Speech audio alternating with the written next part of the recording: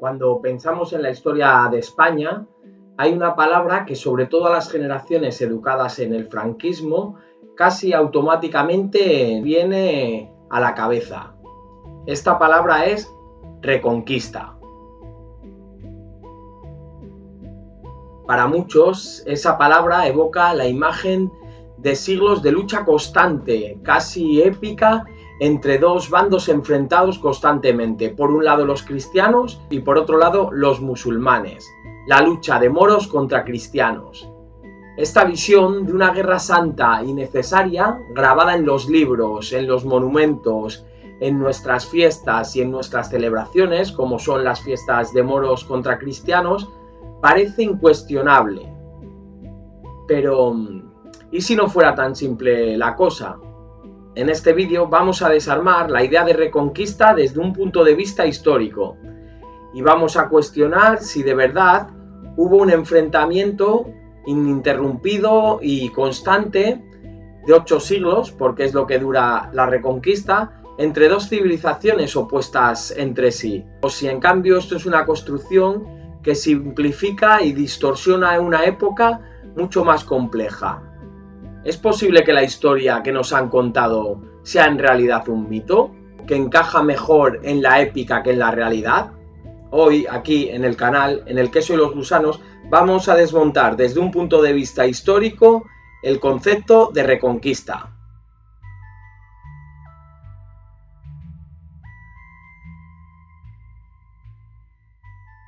Recientemente leí un artículo en el Diario Público titulado El mito de la Reconquista y la visión tradicional de España aún perviven en los manuales de historia de bachillerato. David Bellet analiza cómo la Reconquista continúa siendo un mito que impregna los libros de historia en secundaria y en bachillerato.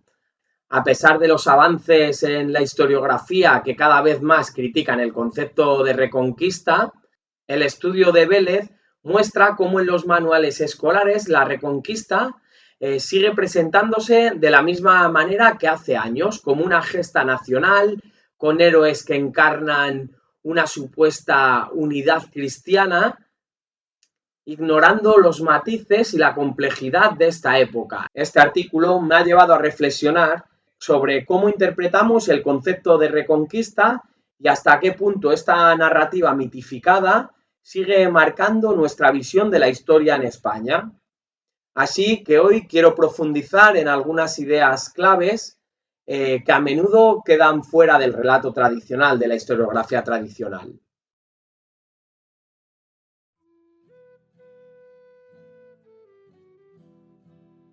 Edad Media y derecho de conquista. Es importante entender que en la Edad Media el derecho de conquista era algo legítimo, algo legal y ampliamente aceptado. Las conquistas eran vistas como parte de los valores medievales, tanto en la sociedad cristiana como en la sociedad musulmana. La expansión territorial formaba parte de la política de cada reino, que buscaba afianzar su poder y su influencia. Esta legitimidad en la conquista rompe con la visión de una misión unificada o cruzada cristiana para liberar la península. Más bien, se trataba de una serie de conflictos en que los reinos cristianos y musulmanes se expandían por intereses estratégicos, económicos y territoriales. La expansión musulmana y el papel de la religión. Algunos historiadores, como Eduardo Manzano Moreno, especialista en Al-Ándalus y en Islam medieval, han señalado que la expansión musulmana en la península ibérica fue motivada más por factores políticos, económicos y de consolidación territorial que por una misión religiosa. Manzano Moreno también sugiere que en el contexto medieval la religión era muy importante, pero no era la única motivación en las campañas de expansión territorial, que tenían muchas veces un trasfondo más pragmático. El papel de la religión en la expansión musulmana en la península ibérica ha sido normalmente sobredimensionado en la narrativa tradicional. Para muchos gobernantes musulmanes del norte de África, la expansión en la península ibérica no fue únicamente una cruzada islámica, era también una expansión territorial desde el norte de África con fines económicos y estratégicos. Estos historiadores coinciden en que la conquista de la península ibérica por parte de los musulmanes de las tribus del norte de África no puede interpretarse únicamente como una guerra santa islámica. Para ellos es más adecuado entenderla como una serie de movimientos estratégicos que responden a una combinación de factores políticos, económicos y sociales, donde la religión cumple un rol de cohesión más que de motivación principal. Los líderes de Al-Ándalus se enfocaron en consolidar su posición en la península porque ofrecía recursos económicos y una posición geopolítica clave. Para ellos la religión servía de cohesión interna, pero la motivación principal de expansión tenía mucho más que ver con intereses pragmáticos y estratégicos que con una especie de guerra santa. Durante siglos, la Reconquista ha sido vista como una épica de resistencia cristiana frente al dominio musulmán en la península ibérica, una lucha constante y unificada que duró más de 700 años. Sin embargo, esta visión simplificada y errónea oculta una realidad mucho más compleja. La idea de una reconquista comenzó a consolidarse mucho después de los primeros enfrentamientos y no se convirtió en un objetivo unificado hasta bien avanzado el periodo medieval. Hoy en día, gran parte de la bibliografía y la historiografía desecha la idea de una gran batalla, de la batalla de Covadonga, que es el mito inicial de la Reconquista. Y esta ha sido más una construcción legendaria que una realidad histórica. Las tropas musulmanas consideraban el norte peninsular como una zona secundaria y de poco interés, y la importancia de Covadonga, de esta batalla, ha sido exagerada para alimentar el mito de un choque inicial entre civilizaciones. Los documentos sobre Covadonga reflejan una necesidad de los cronistas medievales de crear una gesta fundacional para la Reconquista. Aunque el concepto de Reconquista suele verse como una cruzada de cristianos contra el Islam, en realidad no fue hasta el siglo IX cuando surgió la idea de una recuperación cristiana de la península ibérica. Además, un detalle importante e interesante sobre la famosa batalla de Covadonga es que algunos historiadores, basándose en fuentes, consideran que los musulmanes no se enfrentaron aquí a un ejército cristiano unificado, sino a tribus locales del norte que muchas de ellas incluso no estaban completamente cristianizadas. Es aquí, este dato es muy importante, donde se rompería uno de los mitos de la Reconquista, el enfrentamiento continuo entre cristianos contra musulmanes y el inicio de este enfrentamiento, de esta resistencia cristiana en la batalla de Covadonga. Esto desafía la visión popular de Covadonga como el primer gran enfrentamiento entre cristianos y musulmanes en la península y pone en cuestión el inicio de la Reconquista tal y como se ha relatado tradicionalmente por la historiografía. Esto sugiere que el norte de la península en aquel entonces era un territorio con creencias diversas y en proceso de cambio. La lucha en Covadonga, más que una batalla cristiana, parece haber sido un conflicto local, lo cual hace más compleja la idea de una cruzada temprana unificada en su sentido religioso. A pesar de que, como hemos dicho, los reinos cristianos son posteriores a la invasión y a la presencia musulmana, estos reinos intentarán crear un imaginario que justifique la reconquista y la expansión territorial a costa de los reinos musulmanes. Y dentro de este ideario, de esta ideología, los reinos cristianos se dirán herederos de los visigodos. La idea de que los reinos cristianos son herederos de los visigodos es un componente importante de su identidad y justificación histórica.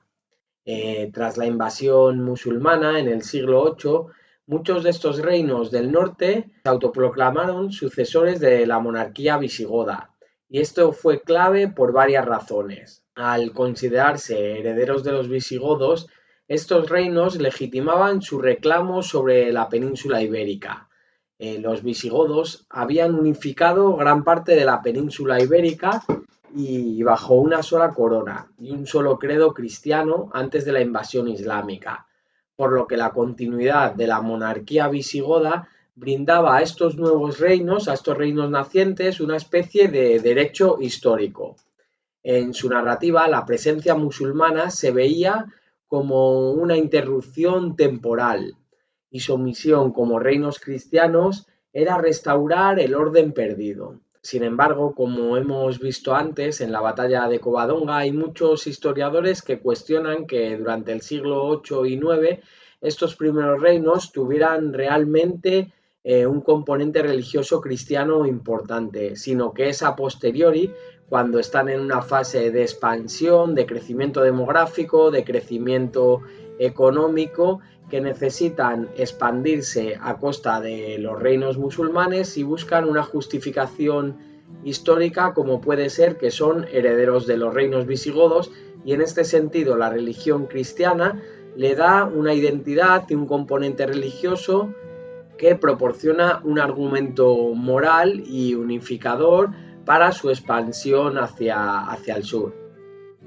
Los reinos cristianos, que se supone que reconquistaron el territorio a los reinos musulmanes, fueron creados a posterior de la conquista musulmana. Entonces, el término reconquista, en ese sentido, no sería un término objetivo o que podamos usar analíticamente dentro de la historia. Sería un término más o menos ideológico, ya que los reinos cristianos muchas veces, para legitimarse o para buscar esa idea de continuidad que muchas veces los poderes políticos necesitan, se dijeron herederos de los reinos visigodos cristianos.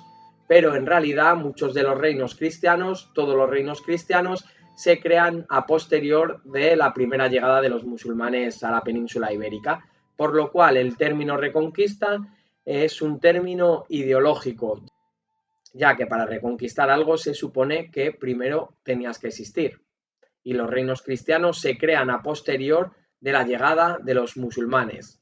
Los reinos cristianos se crean después del 711. En resumen, el concepto de ser herederos de los visigodos fue un recurso político, religioso y espiritual que dio sentido de legitimidad histórica y misión espiritual a los reinos cristianos. No solo buscaban recuperar territorios, sino restaurar una continuidad histórica interrumpida, lo que otorgaba a sus esfuerzos un sentido de propósito y destino que reforzó la identidad colectiva de la reconquista. A medida que los reinos cristianos avanzaban en sus conquistas, la Iglesia jugaba un papel crucial en la legitimación de los monarcas, alentando a los reinos cristianos a unirse bajo el lema de la cruzada. Desde el papado se alentó a los reinos cristianos a luchar contra los musulmanes, considerándolo un deber sagrado. La Iglesia católica proclamaba la Guerra Santa contra los musulmanes, presentando la lucha como una manera de restaurar la fe cristiana en toda la península ibérica. La verdadera unificación de los reinos cristianos se dio en el siglo XV, cuando Isabel I de Castilla y Fernando II de Aragón, los reyes católicos, se casaron, uniendo de facto sus reinos bajo una única corona. Este matrimonio no solo consolidó la unión política entre Castilla y Aragón, sino que también permitió una mayor coordinación en la lucha contra el último reino musulmán en la península ibérica, el Reino de Granada. A lo largo de la Reconquista, el cristianismo jugó un papel central como ideología unificadora. La lucha no solo fue por el territorio, sino también por una homogeneización religiosa. A partir de la conquista de Granada en 1492, los reyes católicos implementaron políticas de unidad religiosa, buscando hacer de España un reino cristiano y homogéneo, como diría el caudillo, una grande y libre. Expulsión de los judíos en 1492 y a la expulsión de los musulmanes y a la creación de la Inquisición. La caída de Granada no solo supuso un cambio político, sino también cultural. Con la victoria cristiana vino la imposición de una única religión, el cristianismo, y el fin de la convivencia entre musulmanes, judíos y cristianos. Miles de musulmanes y judíos fueron forzados a convertirse o abandonar la península ibérica. El Islam en la península ibérica permitió que cristianos y judíos vivieran bajo el dominio musulmán, bajo el sistema de dhimmi, que es una especie de impuesto que tienen que pagar los no musulmanes. Y con este impuesto, con este pago de este impuesto, podían seguir practicando su religión. A pesar de esta discriminación fiscal, las comunidades judías y cristianas disfrutaron la mayor parte del tiempo de una considerable autonomía religiosa, social y cultural. Las iglesias y sinagogas fueron respetadas y en algunas ciudades como Córdoba coexistieron diferentes grupos religiosos, lo que favoreció una notable efervescencia cultural e intelectual. Los musulmanes, además, promovieron la traducción de textos griegos y latinos, preservando y transmitiendo de esta manera el conocimiento grecorromano a través de los centros de estudio. Sin embargo, la tolerancia no fue absoluta ni permanente. Con el tiempo, y especialmente durante los periodos de mayor control político y religioso, las tensiones interreligiosas aumentaron y los musulmanes se volvieron más estrictos en cuanto a la observancia de la ley islámica. En algunos momentos los cristianos y los judíos fueron forzados a convertirse al Islam, aunque las conversiones no siempre fueron sinceras. En las zonas más al sur de Al-Ándalus, los musulmanes adoptaron actitudes más excluyentes. Lejos de ser una cruzada ininterrumpida, los reinos cristianos y musulmanes a menudo formaron alianzas estratégicas entre sí, en función de los intereses políticos, económicos y estratégicos y territoriales del momento. Estas alianzas, que en ocasiones incluso involucraban matrimonios entre familias de diferentes credos, muestran una península llena de intercambios y colaboraciones. Así, más que una historia de bandos opuestos, el periodo medieval peninsular nos ofrece un mosaico de alianzas y rivalidades que desafía la noción de guerra de moros contra cristianos. La historia medieval de la península ibérica está llena de ejemplos de alianzas entre reinos cristianos y reinos musulmanes para enfrentarse, por ejemplo, a otros reinos cristianos. El caso más conocido por todos es el Cid Campeador, que en su momento llegó a aliarse con los reinos musulmanes para luchar contra los reinos cristianos. El Cid es una figura destacada porque encarna la complejidad de las relaciones en esta época entre cristianos y musulmanes en España. Aunque es considerado un héroe cristiano de la Reconquista, su vida refleja cómo las lealtades y alianzas de la época medieval estaban más influenciadas por intereses políticos y estratégicos que por una ideología religiosa estricta.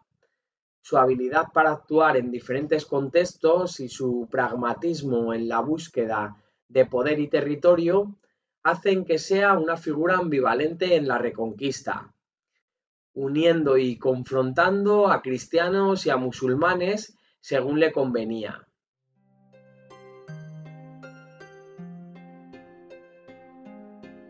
Otro de los aspectos muy importantes vinculado a esta visión de la Edad Media peninsular como una guerra constante entre cristianos y musulmanes es que muchas veces desde la historiografía conservadora se ha quitado peso a toda la influencia musulmana de la península ibérica, aunque últimamente ya cada vez más medievalistas han cambiado esta visión. Por otro lado, también estoy en contra de estas visiones históricas que idealizan las sociedades islámicas peninsulares. Tanto los reinos cristianos como los reinos musulmanes, el emirato o el califato peninsular son entidades políticas y sociales que abarcan 7-8 siglos de historia, por lo cual tienen todos sus etapas de esplendor, sus etapas de crisis, sus etapas más tolerantes, sus etapas menos tolerantes.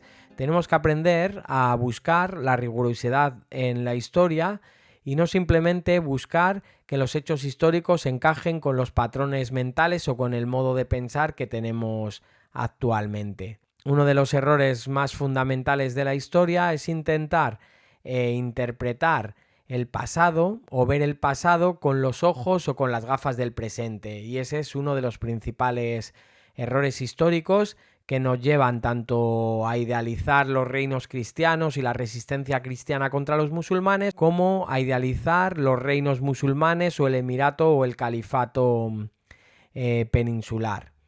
Tenemos que comprender la historia en su complejidad, con sus diferencias, y entendiendo que esas sociedades tenían otros valores. En muchas ocasiones pueden parecerse mucho a los nuestros, pero en otras ocasiones cosas que nos chirrían, que van contra nuestros valores. Y es por eso que es importante en la historia, sobre todo, buscar la rigurosidad más allá de nuestros pensamientos, de nuestras ideologías o de nuestros marcos cognitivos previos. Toma de Granada en 1492, el último reino musulmán, fue derrotado. Los reyes católicos, tras la victoria, no solo aseguraron el control territorial, sino que también tomaron medidas para imponer la unidad religiosa bajo el cristianismo. El decreto de la Alhambra obligó a los musulmanes a convertirse al cristianismo si querían permanecer en la península ibérica o si no debían abandonar la península. Este evento consolidó la supremacía del cristianismo en España, llevando a la creación de un Estado que no solo se basaba en la monarquía, sino que también en la religión.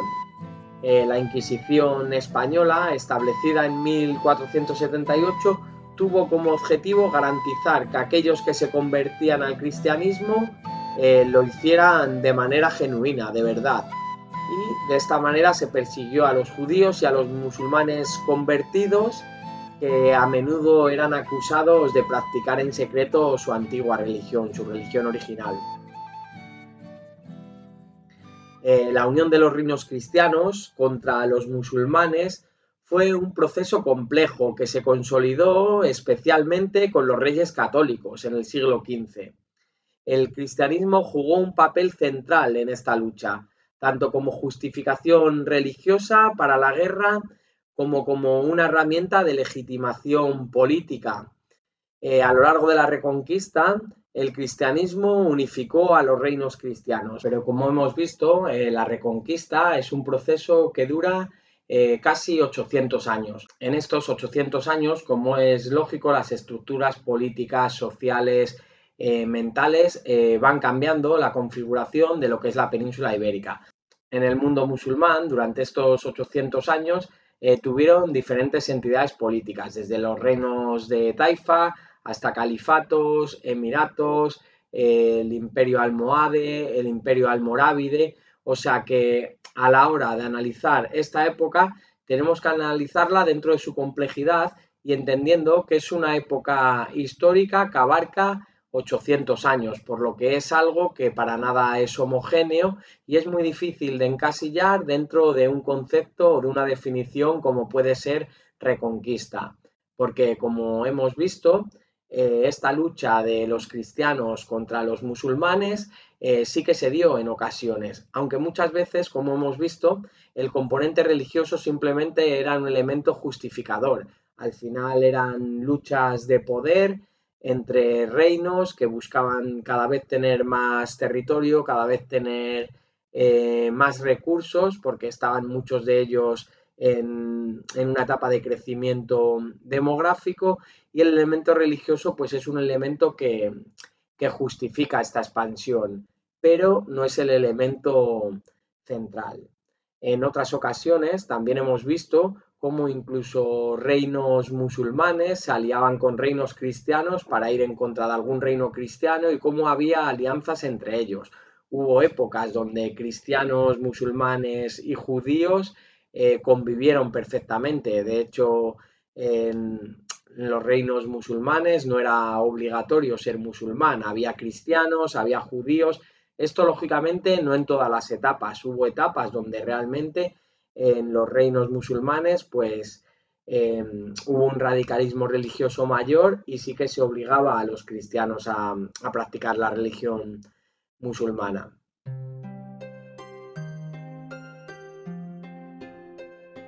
Independientemente de que rigurosamente no podemos utilizar el término reconquista, es importante analizar cómo funcionan los mitos, y en este caso, la reconquista es uno de los principales mitos del nacionalismo español.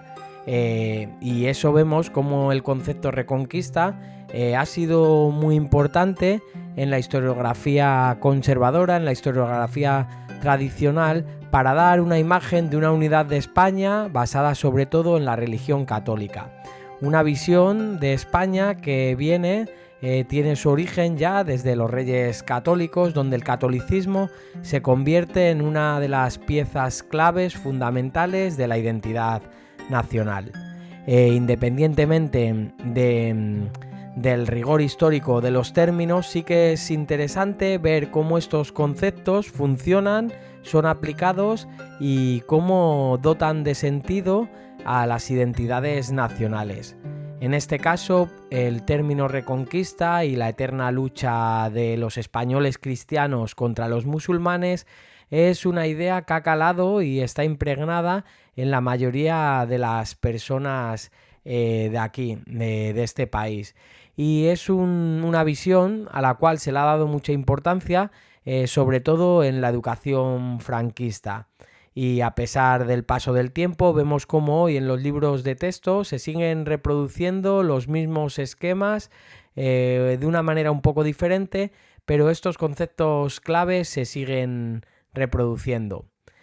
Por otro lado, la ciencia histórica o la historia como una ciencia o como una ciencia social que intenta aproximarse a la realidad, tiene que explicar los hechos históricos en su complejidad. También se entiende que muchas veces la complejidad de los hechos históricos los hace inabarcables o para el gran público un poco inalcanzables, y necesitamos muchas veces pues simplificaciones, y en este sentido la simplificación de la Reconquista, una lucha de 8 siglos entre los reinos cristianos y los reinos musulmanes, opera muy bien y sirve de una manera simplificada pues para analizar 8 siglos de nuestra historia, aunque sea de un modo erróneo. Aquí podemos ver cómo los mitos tienen un gran poder movilizador, y a lo largo de la historia los mitos han sido utilizados como elemento de movilización social. No podemos olvidar, por ejemplo, que gran parte de los nacionalismos o todos los nacionalismos están basados en los mitos, en mitos fundacionales, en mitos sobre un origen común, en mitos sobre una identidad compartida, y de esto ya haremos un vídeo en el canal que el historiador marxista Hobsbawm lo trata muy bien en su libro La invención de la tradición.